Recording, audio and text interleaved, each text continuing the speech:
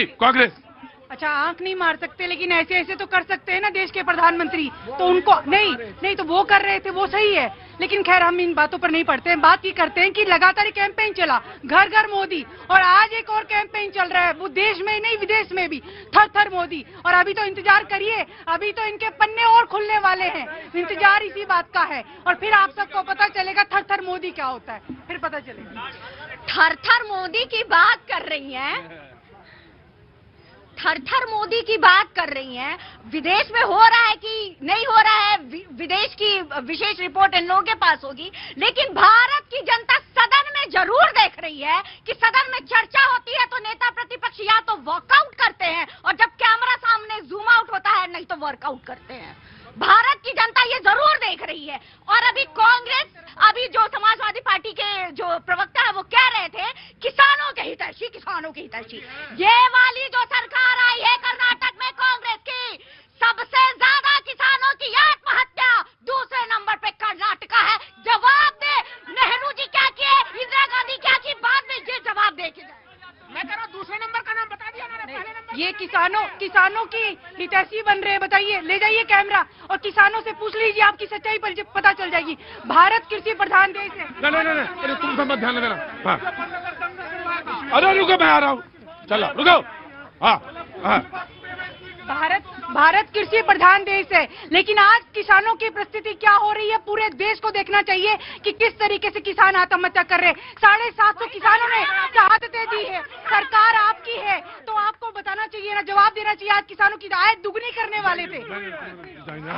अरे 700 किसान कल तक कह रहे थे, आज 750 कहाँ से, अभी भी गिनती चालू है। रुके, आराम से। मेरा बस एक ही मुद्दा। क्या नाम है? कुलदीप नाम है। कुलदीप भैया, कहाँ से आना हुआ? छपरौली से हूँ। अरे मैं समझ गया था चौधरी साहब। हाँ जी, मेरा ये है मानना कि राहुल गांधी को और सोनिया गांधी को देश से बाहर भगा दो। वे बिल्कुल भी जख्मी करने पर।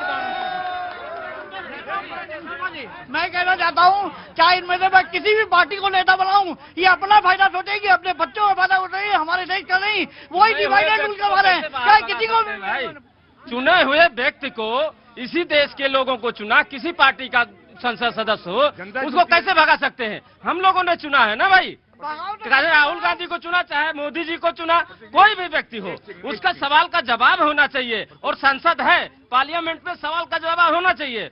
और सबसे ज्यादा जो ऊंची कुर्सी में बैठा है उसको सबको सुननी चाहिए, ईमानदारी से सुननी चाहिए। मैं एक बात कहता हूँ, जितने भी पार्टी के नेता हो, आप बनने वाले हो या यहाँ पे हो, मैं कह रहा हूँ कि आज की डेट में हमारे जो बच्चे हैं ना, नौजवान बच्चे, वो सन 47 में तो बुढ़े हो जाएंगे। अभी उनके लिए क्या कर रहे हो तुम लोग सब? यहाँ ड्रामा करते हो, उनको बोलो ना, बच्चे ड्रामा नहीं करते, ये ना बोला, ये ड्रामा नहीं करते। मैं ये कहना चाह रहा हूँ, जिस तरह से सत्ताधारी पार्टी का अकाउंट जिस स्पीड से बढ़ रहा है, पर कैपिटा आदमी की आमदनी उस स्पीड से बढ़े, तो मैं मान लूं कि सत्ता कुछ कर रही है, नहीं तो सब बेकार ही है। अभी तो अपना फंड इकट्ठा कर रहे हैं ना, अपने मजे में है सब। फंड ही इकट्ठा कर रहे हैं सब अपनी जेबें भर रहे हैं, बाकी कुछ नहीं हो रहा। बाबा जी कैसे हो? बोले कहाँ से आना हुआ? लुधियाना से। जरा ऑडियो कंट्रोल करना भाई। हाँ जी, जैसे भैया का अभी बोल रहे थे। अरे यार, तुमने उधर भी एक भीड़ लगा ली है क्या? इधर उधर भेजो सबको।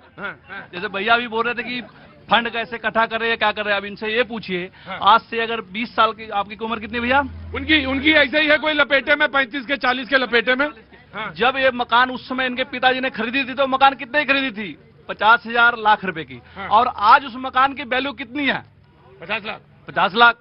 तो जिस हिसाब से भैया जनसंख्या बढ़ेगी, आबादी बढ़ेगी, तो उस हिसाब से महंगाई भी तो बढ़ेगी। राइट। बोलेंगे आप? हाँ जी बोलिए। बस एक पक्ष पे बात करना चाहता हूँ कि इतिहास, अभी सब लोगों ने अलग अलग बातें बोली, इतिहास के बारे में कोई कुछ नहीं बोलता। मैं एक ओपन प्रश्न करना चाहता हूँ। चलो, तो स्वागत है। क्या नाम है तुम्हारा? कार्तिकेय पांडे, भोपाल से हूँ और क्रांतिकारी इतिहास पर शोध कर रहा हूँ भारत के। बहुत बढ़िया। जानना चाहता हूँ, आप सवाल सुनना चाहिए। क्रांतिकारी बोध पर सवाल कर रहा है। हाँ। उत्तर भारत के प्रथम क्रांतिकारी पंडित देवनारायण भारती जी के बारे में क्या आप लोग जानते हैं? अगर आप लोग नहीं जानते तो मैं प्रश्न करना चाहता हूं, कौन है जिन्होंने इनके विषय में और अन्य क्रांतिकारियों के विषय में दबा दिया? आप में से आप किसी, मैंने सुना अभी कोई कह रहे थे कि नेहरू, मुझे प्लीज बताइएगा कि नेहरू जी ने, मैं सम्मान से ले रहा हूं, मैं ना इस पक्ष का हूं ना उस पक्ष का हूं, मैं विद्यार्थी हूं, ऊपर से क्रांतिकारी विषय पर मैं शोध कर रहा हूं। पंडित देवनारायण भारती, उत्तर भारत के प्रथम क्रांतिकारी, आज दिल्ली, मैं चाहता हूं कि इस देश में, इस देश की गली गली में उनके बारे में लोग जाने। कौन थे जिन्होंने उन सब के बारे में दबा दिया? आप चाहें तो अभी पेज निकालकर मैं साक्ष्य प्रस्तुत कर सकता हूं कि उत्तर भारत के प्रथम क्रांतिकारी पंडित देवनारायण भारती जी थे। अब कौन है मुझे बताइए? नेहरू जी ने क्यों आरसी मुजुमदार जी को हटा के डॉक्टर ताराचंद को क्रांतिकारी इतिहास का लेखक बनाया? क्यों आरसी मुजुमदार जी को हटाया गया? मुझे उत्तर दीजिए। क्यों पंडित देवनारायण भारती जी के बारे में लोग नहीं जानते? क्यों 4-5 लोगों को स्वतंत्रता संग्राम सेनानी बनाकर एक जगह पर सीमित कर दिया गया? मुझे उत्तर चाहिए सर इसका। राइट। एक लाइन में इसीलिए आरसी मुजुमदार जी की किताब हटा दिया गया क्योंकि उसके वॉल्यूम 3 में उन्होंने एक सच लिख दिया। जब कलकत्ता के जो गवर्नर थे एससी चक्रवर्ती, वो ब्रिटेन के जब प्रधानमंत्री आए उनसे पूछा कि भारत को आपने आजादी क्यों दी? उन्होंने क्या कांग्रेस इसका कारण थे? उन्होंने कहा कांग्रेस की भूमिका सबसे न्यूनतम है।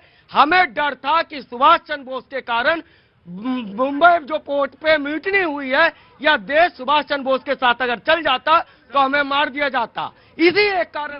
देखिए, मैं किसी भी जो दोनों पक्ष थे, क्रांतिकारी और स्वतंत्रता सेनानी, इन दोनों को मैं बिल्कुल समान सम्मान देता हूं। पर एक चीज खुद कहना चाहता हूं, जब सन 42 का भारत छोड़ो आंदोलन था, स्वयं महादेव देसाई जी ने यह कहा कि पटरी उखाड़ना और बिजली के तार काटना वो इस असमंजस में थे कि इसको क्रांतिकारी गतिविधि माना जाए या स्वतंत्रता संग्राम की। फिर आप कहते हैं कि कुछ चंद लोग जिनके नाम बार बार दोहराए जाते हैं, आप कहते हैं कि उनसे भारत को स्वतंत्रता मिली, तो क्रांतिकारियों को आपने दबा दिया। कितने लोग हैं आप में से जो जानते हैं क्रांतिकारियों के बारे में? आप लोग, मैं बिल्कुल आश्चर्यचकित नहीं हूं अगर आपने पंडित देवनारायण भारती जी का नाम पहली बार सुना हो।